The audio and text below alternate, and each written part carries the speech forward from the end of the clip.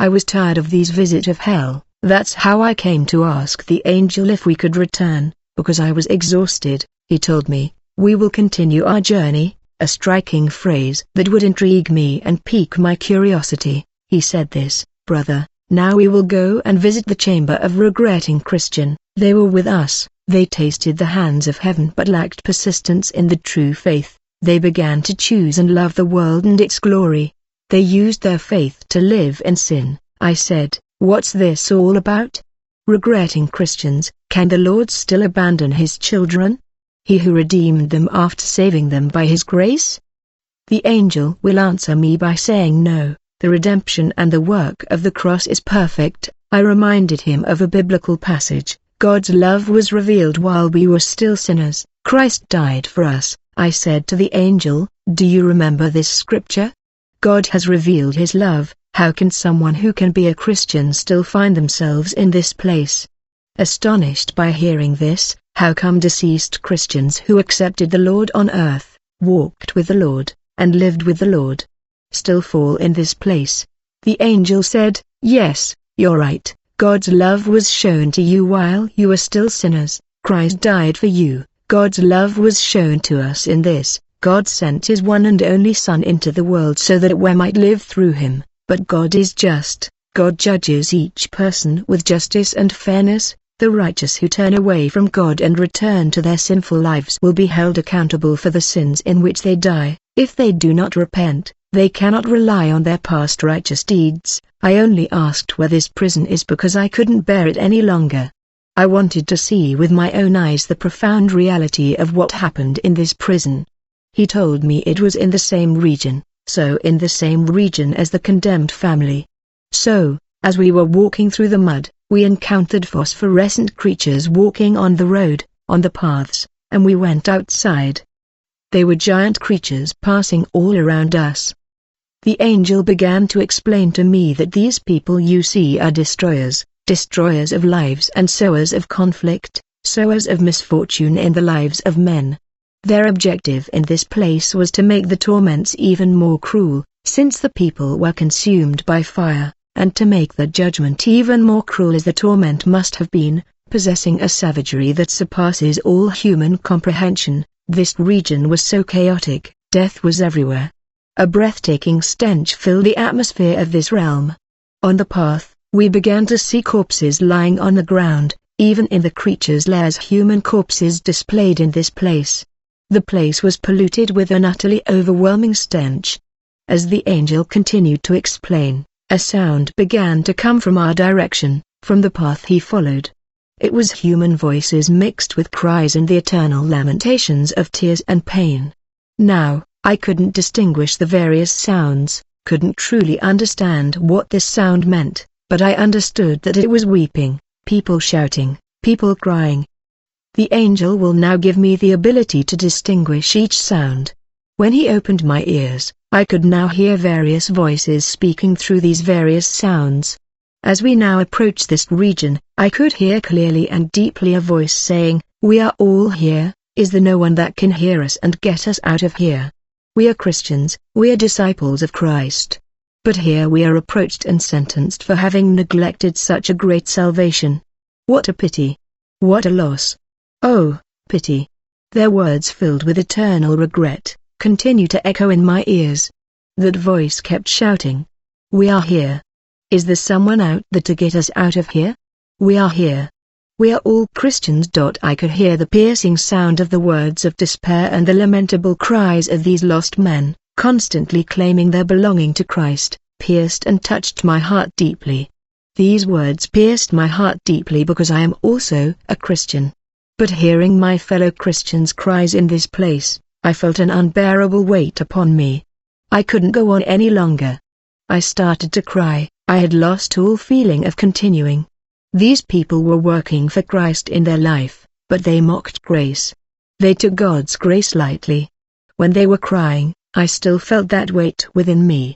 I remembered at that time when I was fervent in this gospel that say that a Christian cannot lose their salvation, even if they have compromised themselves in their ways, and that the work of the cross was so much greater. But Hebrews chapter 10 verse 39 say, We are not of those who shrink back to perish, but of those who have faith to the saving of their souls. I felt the pain there as I remember falsehoods of once saved always saved was passed on to people as assurance of salvation. But this passage says, we are not the ones who withdraw to lose themselves. Brother, I remembered in the past twisting the scriptures at that time, brandishing false truths by telling people that a Christian cannot lose their soul. I felt the loss of those people who said we were all Christians here. We can't be here, someone must get us out. The angel understood my deep emotion and said to me, they have no chance. They are our brothers, but they have no chance. I asked my companion angel saying, and you, can't you do something for these souls? He said, only the one who came down from heaven, descended to earth, and died on the cross is worthy to save humanity. I said to the angel, but you and I, can't we do something? He replied, we only have the ability to see, and I must give you explanations. But we have no power to save a man here. No one will be saved by us. Be strong, we are approaching as we advance. We finally arrived in this lugubrious place, eternal damnation of Christians. I saw a rusted gate in a state I cannot describe. It was unbearable to see. The gate was ruined, consumed by fire, placed there by the flames. The rust was so remarkable, like old steel destroyed and consumed by flames. But the writing on the gate was still visible. In the middle of the inscription, one could read, here are prisoners, all Christians who have not walked properly with the Lord. My companion encouraged me to continue reading what was written to get an overall idea of the main cause of eternal damnation of souls here. These inscriptions perfectly mentioned each crime and the type of Christian who found themselves in this place. The flame was everywhere, the atmosphere was fire everywhere. They were now flying like the type of demonic bats that entered the flame to eat the flesh of the damned. Because place was like a dungeon, as we approached these bats got in to consume parts of human flesh not consumed by fire but were still on the body of this person. My companion told me this is the prison of regretting Christians. I began to read, and first they wrote, here are detained false Christians, the deserters of the faith, the apostates, the backsliders, the blasphemers of the faith. It was also written the type of sin that led these souls here, all those Christians who engaged in activities not in accordance with the faith, gambling, and theatrical performances. There were several writings on it. Those who were baptized without a true conversion, those who lived in duality, those who stumbled through their sins and evil deeds. Habits, those who had no time for the Lord and never observed God's recommendations and prohibitions, and those who lived in complacency. Several details were written on the door, and after entering this prison, we climbed. Now, when we reached the top of the hill, they were all lined up in a row. It was as if we were looking at the craters of a volcano engulfed in flames. Lava was almost everywhere. There were prison cells made of metal, the remains of thousands upon thousands of men. Many men and women, young and old, found themselves incarcerated in this place. The air thick was with cries and tears, and with unbearable and unsustainable desolation. Despite the flames and this torment, the cells were arranged. The angel began to explain to me that souls of Christian were now classified here by their religious affiliation. He said that this cell was divided. They were classified according to their religious denominations, here the Pentecostals, there the Catholics, the Presbyterians, the Lutherans, the Pilgrims of Holiness, the Seventh-day Adventists, the Mormons, that is, the Latter-day Saints, and so many others. They are also classified according to their crimes and their lives on earth, but also according to their religious denominations. They were with us, they tasted the glory of heaven, but they did not persevere with the Lord. This region was chaotic. Death was everywhere. The angel told me, these people have corrupted their voices. They have corrupted themselves on earth. They went the wrong way. Let's go into the flame and you'll see what's really happening. You'll get the idea. Hold on to everything you see and tell it to the inhabitants of the earth. We started going down into the flame, There were paths to pass through and gutters all around each cage where the souls were placed. When we entered the flame, I found a man with a picture of a white man. The man was a Branhamist. He was now screaming, fire was coming out of all his body.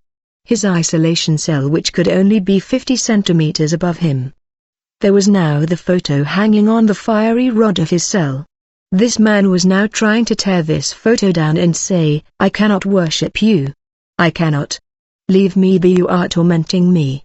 A sound was coming from this photo hanging on the fire rods. The photo repeated this passage of Exodus chapter 20 verse 4.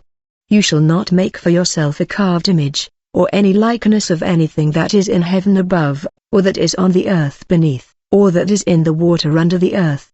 You shall not bow down to them or serve them. For I, the Lord your God, am a jealous God, punishing the children for the sin of the parents to the third and fourth generation of those who hate me." Now the angel told me, this man was a Branhamist on earth. He built a large church. He sold these pictures of this white man called Branham so that his followers could also display him on their walls. Under the pretext that he was Jesus, he placed Branham's picture on the church wall and encouraged people to venerate this man, which he claimed to be a picture of Jesus. This representation in the house of God diabolically introduced the faithful into a kind of worship of a false god. He who claimed to preach Jesus but represented Jesus with an image, he was nothing more than a worshipper of the devil. He was none other than the one who leads our brothers and sisters astray from the faith, claiming to preach the name of Jesus. No picture can be hung in the middle of the church. Jesus was never represented by a picture or an image. Besides, he lived in a time when there were no photographs. They took a picture of a white man, began to prostrate themselves, worship him, and claim he was the Lord. This manipulation is a distorted way of seeing things, that led him to this place. And he sold the same picture to the faithful to display on the walls of their homes. It was the main cause of his idolatry and led him to this place. When we passed him, in the next cell, there was yet another soul who had bought the cross, the very cross that the so-called Jesus is placed on. He had now placed it behind the pulpit in the church, representing Jesus on the cross. And after a while, when people came to church on Easter Sunday, they would now have this same cross carried by the faithful. He firmly believed it was a representation. He believed that he died on the cross for us. But he didn't give us the mandate to represent him with anything. It was this image of the cross, still placed in his cell, that was the cause of his judgment. And this cross was demanding that you not to place it in the house of God. It was the cause of this deviation that led him to this place. When we passed him, when we approached, going a little further, I found a woman. I recognized her as a woman. It was true that she was skeletal, just burnt flesh that was stuck to her body. She seemed to still be wearing a bridal veil, still attached to her body, which continued to burn completely. This woman was trying to get rid of it. It was impossible. In her cell, there was now a television set that continuously replayed the image of her wedding day. Then she cried out, "Stop it, I can't take it anymore, I'm tormented, I'm disturbed." The demons continued to mock her, saying, "No, look what you've done. Look, rejoice, this is your place. Rejoice," the woman begged, saying, "Cursed be this day of our wedding, I can't bear it anymore, it's unbearable." The more she sobbed in pain and sought mercy, the more the splashes of lava grew upon her. She tried to get rid of them, but it was impossible. The demons opened some kind of bottles containing liquids I cannot describe. They poured it over her head. The fire was unbearable. The angel will tell me now, "Watch and see." I'm watching the scene unfold on this television. He says, what you see is the day of her wedding celebration. Most of God's children turn away from their true faith because of the ceremonies, because of the festivities. Look what happened. Immediately I see before the wedding, this woman was sitting with her husband. They were all planning the wedding. The woman was a church usher, and the man was a deacon. They both prayed in the same congregation. They said to each other, "We need to make people feel comfortable. This is our wedding. Not everyone shares our faith. We will have so many colleagues of the company who will come to rejoice with us and take part in the celebration. We need to make them feel comfortable. They decided to serve alcoholic drinks on the table of non-Christian, and they let secular music play, to allow people to feel welcomed, not to disturb the peace of others, so that people feel comfortable at the party. When it was the choice of the veil, the woman and her husband resolved to wear a veil that women call an astir because it exposed the breast. They bought extravagant, provocative clothes for the bridesmaids and groomsmen. Thus, the day of her wedding celebration was already a condemnation. Yet the wedding was to be celebrated in a church. This woman wore this provocative outfit in the house of the Lord. Since she had a large chest, her dress now revealed the shape of her exposed breasts. That is why, after her death, the angel explains that the cause of her transgression was the fact that she wore this dress in the house of God. Her chest attracted attention. We were watching the scene as she tried to dance. Sometimes the dress slipped down to the point of exposing almost her entire chest. The angel began to explain this reality to me, saying she couldn't expose her body. The fact that the bridesmaids wore dresses with slits that revealed their body shapes was striking. The way they danced was visible. And when they danced, it was so revealing. It provoked so much sexual excitement, immorality. She glorified evil at her party. She had people wear provocative clothing, disturbing their intentions. She promoted sexual immorality at her party. Since she was a believer, she couldn't sell such an image. The angel explained that it should have been an opportunity for every Christian to bring people to the Lord. But she exposed her body. She had young girls dressed in provocative clothing with obscene dances at a Christian celebration. The angel explained this to me. This woman bears the weight of the consequences of her choices and the scandal she caused in front of men. Through these decisions, she led many people into disorder, sexual immorality, and worldliness. On her wedding day, she chose to please men instead of pleasing God. Jesus said to his disciples, "It is impossible that scandals should not come, but woe to him through whom they come." There you have it. The angel explains to me, she deliberately chose a provocative style. She preferred to please men. Alcoholic drinks were served in her wedding. Their choice is the root of their downfall. He also says, faith is not measured by the grandeur of a wedding ceremony. This occasion could have become a means of edifying, encouraging, and proclaiming the truth to many people, of publicly demonstrating her faith to many. 1 Corinthians chapter 10 verses 30-33. Do not cause offense to Greeks, nor to Jews, nor to the church of God. Just as I too strive in all things to please everyone, seeking not my own advantage, but that of the many, so that they may be saved. He told me that believers must be careful not to lead multitudes into sin. Gatherings and festivities can also become opportunities to influence others toward the Lord, toward good and not always toward evil. If you don't want to, he added, if you cannot push others to practice what you yourself refuse, then don't lead them down that path. He insisted on explaining this to me again.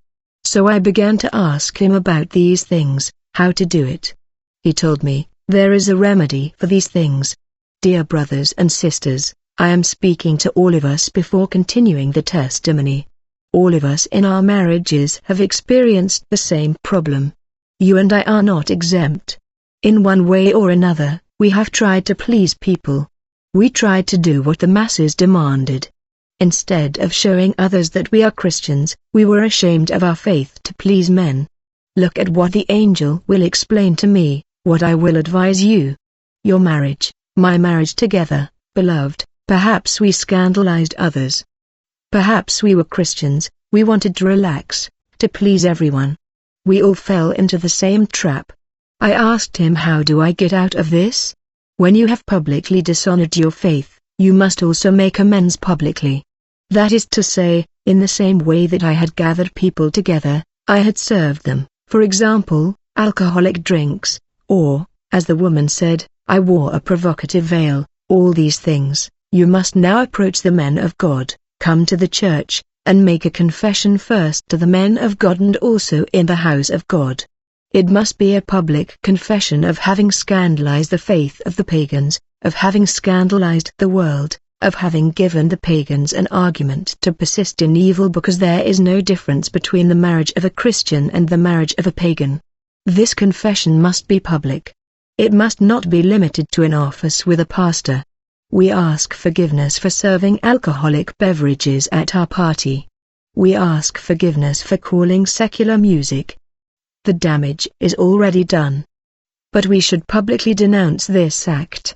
So, this shouldn't be a private matter between you and the pastor. You must be taken to the church because the church is the house of the Lord. It is to the Lord that you must ask for forgiveness. In the house of God, explain and ask for forgiveness as much as possible. If you have some of the guests' names in mind, because you don't know them all, approach 1, 2, or 3 of them. The testimonies of 1 or 2 are enough to establish a case. When you explain to 2 or 3 guests, in addition to the public testimony at the church. So here the burden of evil is different and directly lifted from people. This is what the angel will explain to me concerning this problem. We will go even further.